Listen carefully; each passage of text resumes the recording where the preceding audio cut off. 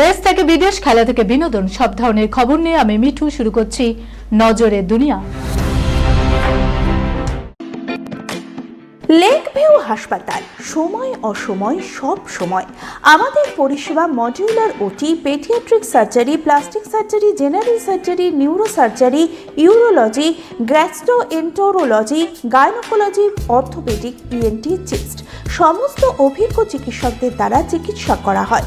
সর্বোন্নত ICU, HDU, pathology, সমস্ত রকমের USG, CT scan, X-ray, FNAC, biopsy, tapping.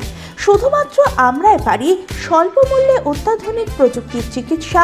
Kolkata ও হায়দ্রাবাদের বিশেষজ্ঞ চিকিৎসকদের সুপরামর্শ, নিজস্ব ফার্মাসিতে 20% ছাড়ে ওষুধ। প্রতি রবিবার প্রসূতি মায়েদের বিনামূল্যে ইউএসজি পরিষেবা। ঠিকানা লেক ভিউ হাসপাতাল, লালদিঘি মোহনা বাসস্ট্যান্ডের পিছনে, বহরমপুর, মুর্শিদাবাদ। ভারত পাবে বিশ্বের দ্রুততম মিসাইল গোল্ডেন হরাইজন। মোদির সফরে ভারত ইসরায়েল সামরিক চুক্তি। বুধবার তেল আবিব নামে প্রধানমন্ত্রী নরেন্দ্র মোদীর বিশেষ বিমান।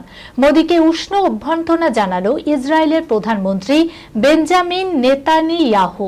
এরপর থেকে ভারত ইসরায়েল বন্ধুত্বের বার্তা দিচ্ছেন দুই দেশের রাষ্ট্রপ্রধান।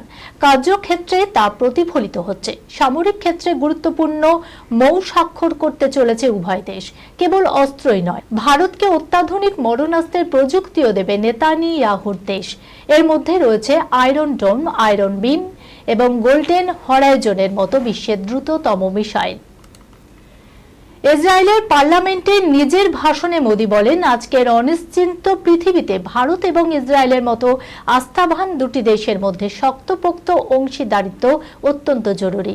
ইসরায়েলের একটি স্থানীয় সংবাদপত্রের দাবি, সামরিক ক্ষেত্রে ভারত ইসরায়েল চুক্তির দুটি দিক রয়েছে।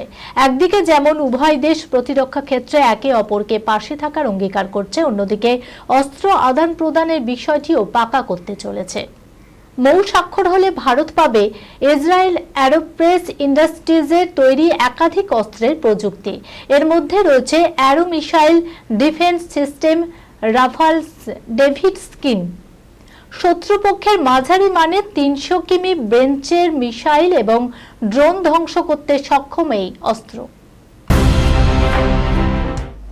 ওয়েব সিরিজের নামে বেলাগাম যৌন দৃশ্যের ছড়াছড়ি, 5 ওটিটি প্ল্যাটফর্ম বন্ধের নির্দেশ দিল কেন্দ্র।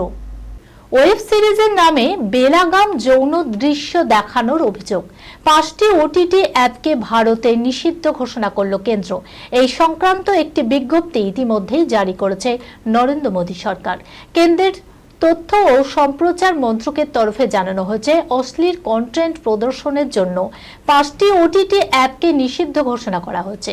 সেই তালিকায় রয়েছে মুড এক্স ভিআইপি, কোয়েল প্লে প্রো, ডিজি মুভিপ্লেক্স, ফিল এবং জুগুনু। জানা গিয়েছে, অশ্লীল কন্টেন্ট প্রদর্শন প্রসঙ্গে এর আগে একাধিকবার কেন্দ্রের তরফে ওই ওটিটি প্ল্যাটফর্মগুলিকে সতর্ক করা হয়েছিল, কিন্তু তা সত্ত্বেও কোনো কথা কানে তোলেননি তারা। এর জেরেই এবার কড়া পদক্ষেপ করল কেন্দ্র। ভারতে বসে আর ওই ওটিটি প্ল্যাটফর্মগুলিকে ব্যবহার করা যাবে না। এর আগে 2024 সালে তথ্য প্রযুক্তি আইনের ভিত্তিতে 18টি ওটিটি প্ল্যাটফর্মকে নিষিদ্ধ করেছিল কেন্দ্র। শুধু তাই নয়, অ্যাপগুলির মালিকের বিরুদ্ধেও মামলা দায়ের করা হয়েছিল। 18টি ওটিটি প্ল্যাটফর্মের পাশাপাশি 19টি ওয়েবসাইট, 10টি অ্যাপ এবং 57টি ওয়েবসাইটও বন্ধের নির্দেশ দেয় কেন্দ্র। ভিরানার কথা মনে আছে? ভিরানা হিট করতেই গায়েব হয়ে যায় নায়িকা জ্যাসমিন। কোথায় হারিয়ে গেলেন দাউদের সেই স্বপ্ন সুন্দরী? দেখুন, গত শতকের 8-এর দশক মুক্তি পেল ভিরানা, আপাত দৃষ্টিতে দ্বিতীয় শ্রেণীর বলিউড ছবি।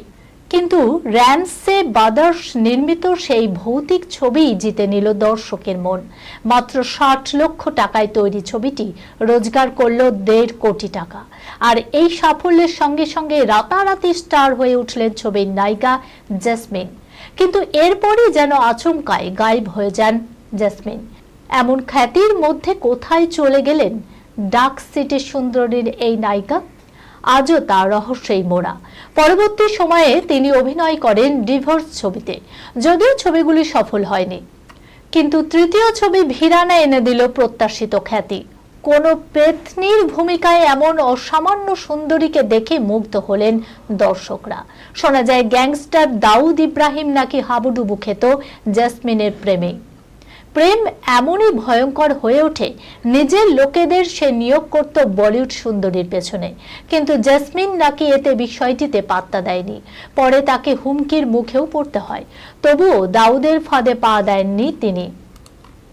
কেরিয়ার যখন জমজমাট, তখনই জেসমিন গায়েব হয়ে গেলেন বিনোদুনিয়া থেকে। এরপর থেকে চর্চা শুরু হয়, তাহলে কি তার নিরুদ্দেশ হওয়ার নেপথ্যে দাউদ ইব্রাহিম, নাকি রয়েছে অন্য কোনো রহস্য? অনেকের দাবি আন্ডারওয়ার্ল্ডের ভয়েই দেশ ছাড়েন জেসমিন, সেই থেকেই তিনি বিদেশেই আছে। জানা যায় আমেরিকায় রয়েছেন জেসমিন, সেখানে একজন সফল উদ্যোগপতি হিসাবেই দিন কাটাচ্ছেন এই নায়িকা। কিন্তু এত দাবির পরও এটা পরিষ্কার নয় জেসমিন কোথায় আছেন। এই প্রযুক্তির দাপাদাপি যুগেও জেসমিন যেন হাওয়ায় মিলিয়ে গিয়েছেন। তাহলে কি সত্যি আন্ডারওয়ার্ল্ডের চক্রান্তে তার এই পরিস্থিতি? উত্তর আজও অজানা। বিশ্বের কোন দেশকে চকলেটের রাজধানী বলা হয় জানেন কি? কেনই বা পেয়েছে এমন শিরোপা? দেখুন, বেলজিয়াম বিশ্বের চকলেট রাজধানী হিসাবে ব্যাপকভাবে পরিচিত। এটি তার প্রিমিয়াম মানের চকলেট এবং শতাব্দী প্রাচীন কারুশিল্পের জন্য বিখ্যাত। বছরে 2 লক্ষ টনেরও বেশি চকলেট উৎপাদন করে এবং 2000-এরও বেশি চকলেট প্রস্তুতকারকের আবাসস্থল। 1912 সালে প্রথম তৈরি বেলজিয়ামের প্রালাইনগুলি বিশ্বব্যাপী সর্বাধিক চাহিদা সম্পন্ন চকলেটগুলির মধ্যেই একটি। বার্সেলস এবং ব্রুজের মতো শহরগুলিতে কারিগরদের তৈরি চকলেট বুটিক রয়েছে, যা প্রতি বছর লক্ষ লক্ষ পর্যটককে আকর্ষণ করে। বেলজিয়ামের বিখ্যাত প্রালিন আবিষ্কার করেছিলেন জিন হিউ হাউস। জিবনি, গ্যানাচে এবং ক্রিমের মতো নরম কেন্দ্রে ভরা একটি চকলেট শেল তৈরি করেছিলেন। এই উদ্বোধন চকলেট তৈরিতে বিপ্লব এনেছিল এবং বিশ্ব বাজারে বেলজিয়ামকে আলাদা করে তুলেছিল। বেলজিয়াম 100-টিরও বেশি দেশে চকলেট রপ্তানি করে এবং বিলাসিতা এবং উৎকর্ষতার জন্য খ্যাতি অর্জন করেছে। এই খবরের সঙ্গে শেষ করলাম আজকে নজরে দুনিয়া। আপনারা দেখছেন টিভি 24 বাংলা, সংবাদ বিনোদন সারাদিন সারাক্ষণ।